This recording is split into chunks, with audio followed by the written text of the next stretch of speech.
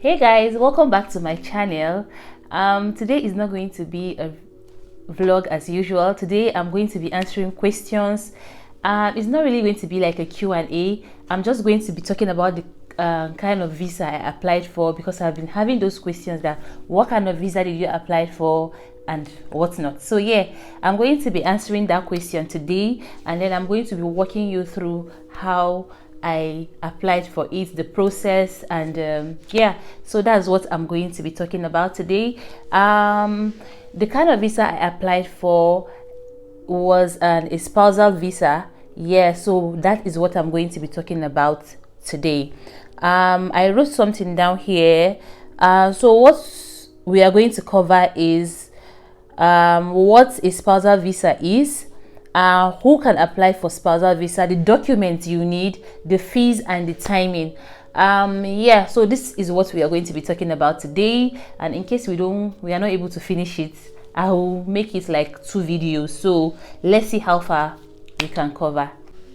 So guys, now that I've introduced the topic we are going to be talking about today, let me first of all say, as I tell you about it, I will be chipping in my stories so that you can relate more, so that I can explain more and then tell you how my situation went. So what is a spousal visa?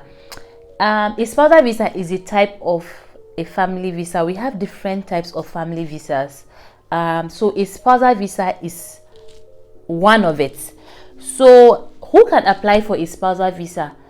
I wrote down here your spouse or your partner, obviously your spouse from the name spousal visa, and your fiance or your fiance or your proposed partner. Yeah, so you don't have to be married for you to apply for a spousal visa. If you are already engaged and then you plan to get married, you can apply for a spousal visa. And if you are a child, yes, a child can apply for a spousal visa, because when I was coming with my child, we applied for the same kind of visa. So yeah, your parents can apply for that too. So yeah, what makes you qualified to apply for a spousal visa? Your spouse or your partner or your fiance must be a British citizen or must be an Irish citizen. Yes, the reason why I was qualified to apply for this kind of visa is because my husband is a British citizen, so that made me qualified to apply for a spousal visa. But that's not all. Or if your partner has a right to live and has indefinite leave to remain in the UK. Yes, you might not be a British citizen, but you already you have an indefinite leave to remain in the UK. You are also qualified to apply for a spousal visa. Or if you are from EU, Switzerland, and some other countries, if you go to their website, you will see them there. You are also qualified to apply for a spousal visa. Or if you have a refugee status, like let me give an example of people in Ukraine. If you are here and then your family is here and they are refugee, you can apply for a spousal visa to come into the UK because of them. So that's another reason. Another thing I want to talk about is, for you to qualify to apply for this spousal visa, you must be up to 18 and above. If you are less than 18, you are not qualified to apply for that, except if you are applying with somebody. Like my child, she's just a year old and she was able to apply with me, a spousal visa with me, because I'm already above 18 years. Yeah, before you apply for a spousal visa, there are things you have to prove, and then that is the next thing I want to talk about. The first thing you have to prove is that you are in a civil partnership or marriage that is recognized in the UK. Underline the word recognized in the UK. Yeah, so you have to prove that you guys are really married with whoever you are coming with, or you guys were really in a relationship. So the reason why I said you should underline the word recognized in the UK is because it's not every kind of certificate that they recognize in the UK. I think, I don't know if they used to recognize the ones from churches, but if you want to use your marriage certificate, it has to be from the courts.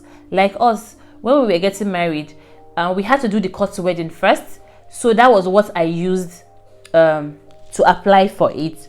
So that is the first thing you are supposed to prove. The second thing you will be proving is you have to prove that you have been living together in a relationship for at least 2 years when you apply. Yep, you have to prove that you have been in relationship. Like us, our wedding was 2019 and we applied in 2022. So 2019, 2020, 21, 22. Yeah, so it was like 3 years before we applied, and we already have a child that is a proof that we have been married for more than 2 years. So yeah, that is another thing you're supposed to prove. Yeah, so from the beginning of the video, I said you really don't have to be married before you can apply for this. Your fiance can apply for this kind of visa, but it comes with a but. So you have to prove that you and your fiance or proposed partner will marry in the UK within 6 months of arriving. Within 6 months of arriving. Yeah. So you have to prove to them that when we come, we are not just going to continue staying as fiancé and fiancée. We plan to get married. So you have to prove to them that maybe you have already picked your wedding date, you already in the UK, or you already paid for your hall. So I think you can use your receipt and tell them that we have already paid for the hall and we plan to get married within 6 months. This is the date of our wedding. So I think that's another way for you to prove that. So how do you prove that? Number one, I said your marriage certificate. I've already talked on that. Number two, pictures with your spouse or your fiance. Yes, like me, I use my wedding pictures. Not just my wedding pictures, because they really want you to prove that we've been together. Of course, anybody can go and hire a wedding gown or hire some few people to come and snap just to show that we have been married. No, what I did was I took pictures of birthdays we've spent together, of just pictures of weddings we've gone to, of events that we've gone to, birthday parties that we've gone to. I compiled all those pictures and then I gave it to them. And then another thing that you can use to prove are your receipts of travel, of your wedding expenses, restaurants you've been together. You can use all those things to prove that, yeah, we've been together. Like me, I use some of the receipts from our wedding expenses. I use the receipts of our cake, the cake receipts we got from the person that baked our cake for our wedding. I still had it, so we used it. We used some of the restaurants we went to together. We used those receipts, those pictures. So if you plan to one day to apply for this kind of visa, please start snapping pictures with your husband or with your spouse or with your fiance, whatever it is, whatever the case may be. Please keep those memories. They are very, very important. Yes. So on to the next. Another thing you can use to prove are your WhatsApp messages, your WhatsApp conversation with your husband, with your spouse, or with your fiance. You can use that. So what I did was, because my husband traveled almost 6 months before we started applying for the visa, I just took each month that he has been away. I snapped I would say 2 pages for each month. And then another thing is, anytime we were like making video calls, I snapped all those things just to prove to them. Yeah, let me just chip in a story here. When I went to upload my documents at the center, I was hearing a conversation. A guy was not really being denied the visa, but they sent him an email that the evidence that he sent was not enough, because he sent just their wedding pictures. I think 3. So I think one of the trick is, when you are applying for something like this, when they ask you for one thing, you should just give them like 3 or 4, so that you are overproving, so that they will not even have doubts. It's just like writing an exam. If they ask you what is photosynthesis, you explain this is what photosynthesis is, and then you give examples. The examiner will just look at it and he will not even have to read everything. He will just mark you and then give you your full marks. So that, I think that's one of the tricks. When they ask you for one thing, they just say prove that you guys are married and have been together for 2 years. Don't just say, okay, this is my wedding pictures, because of course people can just gather people, like I've said, and snap picture and just send it to them. They want to know that you've created memories together. Have you guys been in touch? Have you guys been talking? So when they ask you for, if UKVI ask you for one thing, please give them 10, so that 10 is a bit much, yeah, but just give them like 3 or 4. Like me, I give them WhatsApp messages, not just the WhatsApp messages, I gave them screenshots of our video calls, I gave them receipts, I gave them pictures together of my baby's naming ceremony, of so many things. I gave them pictures of us just together at home cooking. So I gave them so many pictures, and then yeah, I feel like when they ask you for one thing, go overboard. So on to the next. The next thing you are going to be proving is your proof of English. So you may need to prove your knowledge of English when applying for this. So when you don't need to prove that you understand English, number one, when you are applying as a child, yes, of course, my daughter, she did not have to prove that she understands English. That you have been in the UK on a family visa for over 5 years. Yes, when my visa expires, my visa is supposed to stay for like 2.5 years. I will have to apply for another one. Then I will have to prove that I understand English again. But after 5 years, that means I've been in the UK on a family visa for over 5 years. I do not need to prove that I understand English anymore. When you are applying and you are over 65, you don't need to prove. When you have a physical or a mental condition, when you are from countries like the USA, Jamaica, Canada, New Zealand. So if you are not from Nigeria, I advise you to go back to their sites and go and check if your country falls under the people that don't need to prove that you understand English. But if you are in Nigeria, you need to prove that you understand English. Yes. So on to the next. So when you need to prove that you understand English, you have to provide a certificate from ECCTIS. I don't know how to pronounce that, formerly known as the NARIC. I think the NARIC, they've changed their name. So you need a certificate from them.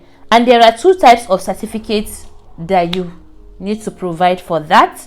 A statement of comparability, a visa, or a nationality statement. So here, let me chip in a little bit story of what happened to me.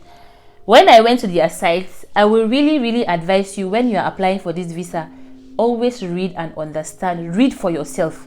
When you finish reading for yourself, if you don't understand, come to YouTube for videos like this and watch. If you still don't understand, ask people that have already applied, people that you know.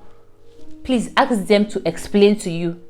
Because what happened to me was that when I came, they told me that I need a certificate from NARIC and whatever. So I clicked on that and they told me that I will need my from my school, I will need my transcript from school. And I didn't have my transcript last year, and that was when ASU was on that long strike. Instead of me to go and check if there's any other option, because with UKVI, if you don't have this, they will always put an or. So if you don't have this, you might have this. If you don't have this, you might have this. But I never checked. I was stuck on that, and then that delayed my applying for my visa, because I said I was waiting for. I sat down in my house that I was waiting for ASU to call off strike. First month they did not call off. Second month they did not call off. That was how I waited, and then I wasted time. I never knew there was another option for me to apply to prove that I understand English.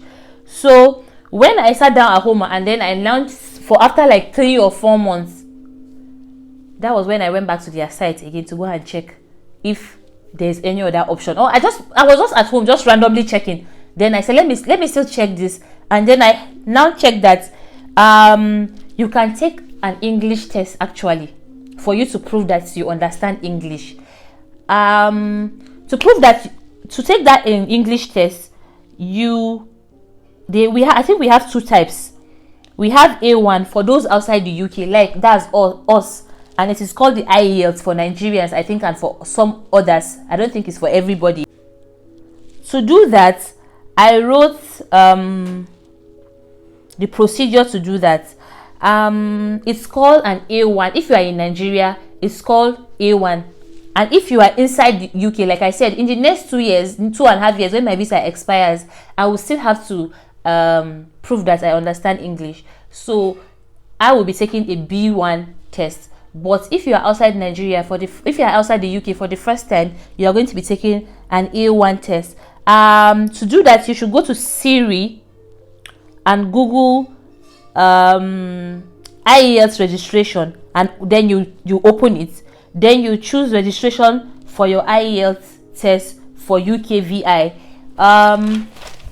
Then you click on book, select the country you want, which is Nigeria, or whichever country you are applying from. Then you select your location. For those in Nigeria, we have only 2 locations for that. That's Abuja and Lagos. Because when I was writing my exam, I met somebody that came all the way from I think Abeokuta or Ekiti State, or one of those states. She came to write, because it's only Abuja and Lagos that these exams take place. And then another thing again I want to talk about this exam is it's done only once in a month. Because when I wanted to apply for it, I think I wanted to apply for it the month I discovered the exam, but I wasn't able to do that because they have already passed for that month. So I had to wait for the next month. And the exam is 80,000 naira. Like I said, it is done only once in a month. Yeah. So the exam is divided into 2. We have the speaking and the listening. Yes, the speaking and the listening. First of all, when you go there, they will ask you. The examiner is going to ask you series of questions like how are you and all that. Then you have to reply her for them to understand that when they talk to you will understand what they are saying. And the other one is listening. They are going to play an audio for you, and then you sit and listen. Then you answer the question for them to understand that you can be able to understand when somebody is talking to you. I think, yeah, that was what happened. Then how I prepared for that exam. Another story again. When I just heard IELTS, my mind just told me that IELTS exam, because my elder brother has written IELTS exam before. And then I was like, IELTS exam used to be very, very hard though. How am I going to do with my life? How am I going to pass? I have a baby and the baby was just small. I didn't have help. How am I going to cope? Then I called one of my friends that was writing IELTS exam. She now gave me the number of her center. I called them. I told them the kind of IELTS exam I wanted to write. Only but for the uncle to tell me that exam was like, I think it was 120,000 for me to just enroll. I was not like, what? I've already spent so much money and then I'm not ready to apply to spend that kind of money again. So I went on YouTube and then I just typed IELTS exam A1, and then I saw series of videos. So what I do is that every morning I wake up, before I start my day, before my baby even wakes up, I give myself like an hour. Then I will just stay and then read and then listen to how they are answering. I think most of them are Indians. They will even there's one of the video that I watch that there will be a table and there will be somebody like that is like the examiner. Then there will be 2 people, because the exam are written in pairs. Sorry, the exams is not just for one person. Like when you are entering the exam, it's not just one person that will enter at a time. 2 people will be seated, and then one examiner will be asking you questions. So they will make the Indians will make like a setting just to put you in the exam mode. Then they will be asking questions like past questions that they've asked, and there will be a forecast of some of the videos will be a forecast that exams that questions that they might ask you in the future. You guys, so sorry, I am a very fast talker, so let me slow down a bit. Yeah, so they will ask you, there will be a setting, and then they will just to put you in the exam mode. Then they will ask them questions, the kind of question that they used to ask, and it really helped. That was how I passed my exams, with just those videos that I was watching on YouTube. So yeah, that is it. Another tip I want to give for the exam is, when you are writing this exam, please go early. The day I went for the exam, I went like an hour earlier. Immediately I sat down, they just called my name. Apparently, those people that apply for that exam for that month were not much. So I think maybe, I don't know whether the examiner was in a haste or something. So immediately, maybe they didn't follow the timing. So immediately it got to my turn. They did our turn, maybe our names. They didn't bother to wait to check whether it's our time or not. They just called us. So yeah, that was what happened. I went early, and then I was called an hour before my exam. So yes, that's another tip. So another thing I want to talk about again is, you have to prove that you can financially support yourself and your dependents. This is the cocoa. This is the main thing. They want to know that you can financially take care of your family and your dependents when they come to the UK. So how do you prove that? You and your partner must have a combined income of at least £18,600 a year.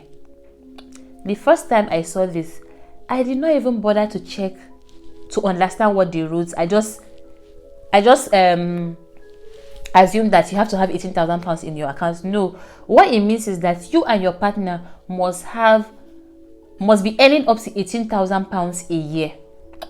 But there's a trick to this. You are coming from another country, so you have not started earning in UK yet.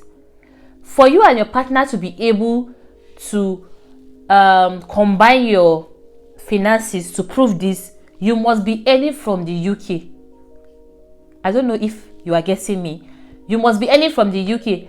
And like for me, I was in Nigeria. I was earning from Nigeria, so that does not even apply to me because I'm not earning pounds. So me and my partner cannot join our finances to prove. So it was my husband's finance that we just use. We solely use his finance. So how we did it was that he was earning above £18,600 a year. So it was just enough for us to prove that he can financially support us when we come to the UK. Another thing you have to prove is that if you are coming in with children or a child, you still have to prove an extra income. So that £18,600 a year will not be enough.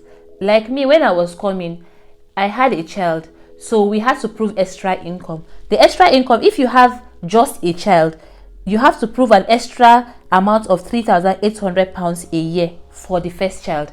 If you have another child again, you have to prove another extra income on top of that one of £2,400 a year for each child following the first child. So let me explain this. Let's say I was just the only one that was coming. My husband's, if he's earning up to £18,600 a year, will have been enough.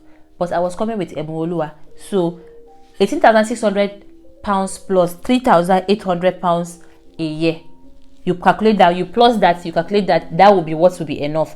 If you have another child, 18,600 plus 3,800 plus 2,400, you plus all those ones, that is what is going to be enough. And if you have another child, you keep increasing £2,400. If you have 10 children, you keep increasing it till you have up to the 10 children. So that's how you prove it. And like I've said from the beginning of the video, when you are proving it, it does not mean you have to have that amount in your account. It means when that's the amount your husband it means that is the amount your husband must be earning before you will be able to apply for a spousal visa. He must be earning that kind of amount in a year. Yeah. So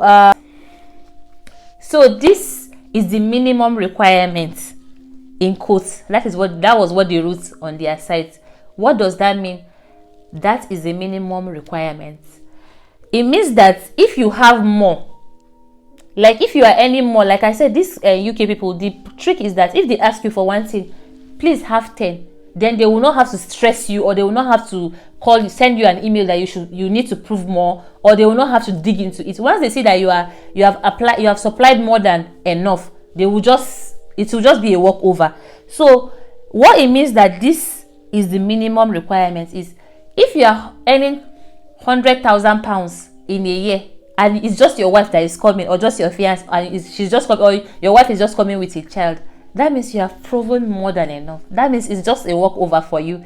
I don't know whether you understand me. Yeah. So the next topic we are going to be talking about is what counts as an income.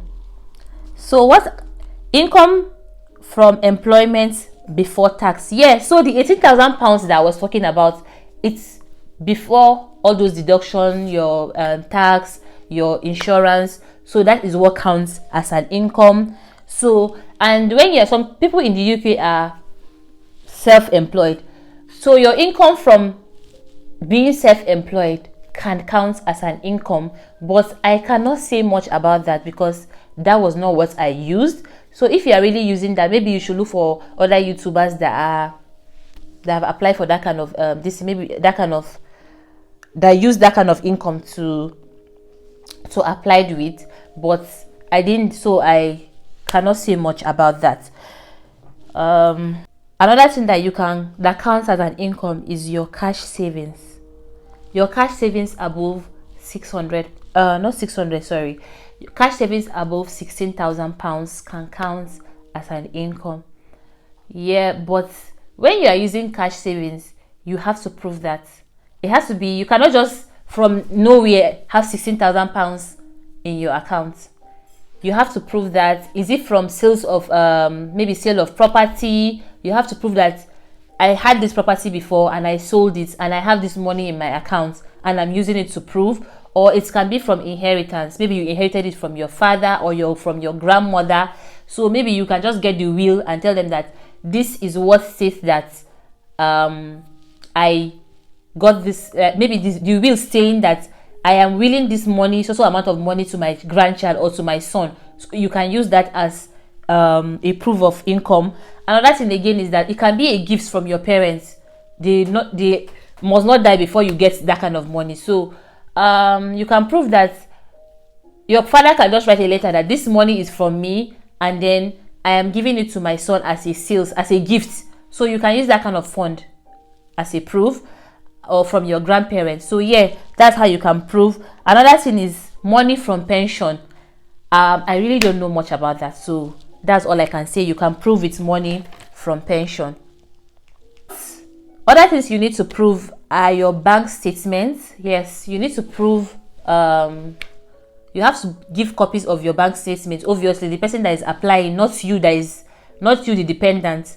The person that you are coming to the UK because of, that's your husband or your spouse or whatever the case may be. You will need the person's bank statements. You will need 6 months of pay slip. Yep. Let me chip in a story here. When we finally decided to start applying, I just went to their site and I saw 6 months bank statements. I just called my husband that you will need 6 months back statement, so you have to stay here for 6 months. Because what happened is that my husband is a British citizen, but he has been away from the UK for a long time. Like, I think for a long time, since we've been married, he has been in the UK. So when he finally came back to the UK, started applying and started working and all, he didn't have up to 6 months bank statement because he has not stayed up to 6 months after he came back. I now called my husband that we have to have up to 6 months bank statement. I did not ask anybody any question or anything. It was the day I went to upload. I gave the person that was helping me to upload the documents. I gave him 6 months bank statement. He was not like, no, we don't need up to 6 months bank statement. So if I had asked questions, I wouldn't have stayed and then wasted so much time, because me and my husband he was away for almost a year. It was all unnecessary. We wouldn't have gone through all those things if we had asked questions. So if you are applying for the visa, and it has taught me a very great lesson, anything you are doing, please ask questions. Nobody will laugh at you, or even if they laugh at you, at least you will get your answers. If I had asked questions, I wouldn't have gone through all those long process, or I wouldn't have wasted all this time. So please always ask questions. Another thing you need is a letter from the employer, your husband's employer, or the person you are coming to the UK because of. You need a letter of employer, a letter from the employer, sorry, a date. It has to be dated, and it has to be on a headed paper, showing that, yeah, this person is working. The employer will have to confirm. Sorry, I am so fast. Let me calm down. Let me Cassiope small. So the employer has to confirm that your partner is employed there. Number 2, they have to state his job title. What is he doing there? Is he a manager? Is he a whatever title he has there? They have to up his position. Another thing the employer has to state is how long you have worked there. How long have you worked there? Have you worked there for a year, for 6 months? Has your husband changed job? If he has changed job, all those things are very, very important. You have to state that. The type of contract, is it a permanent employee there? Is he a fixed term contract?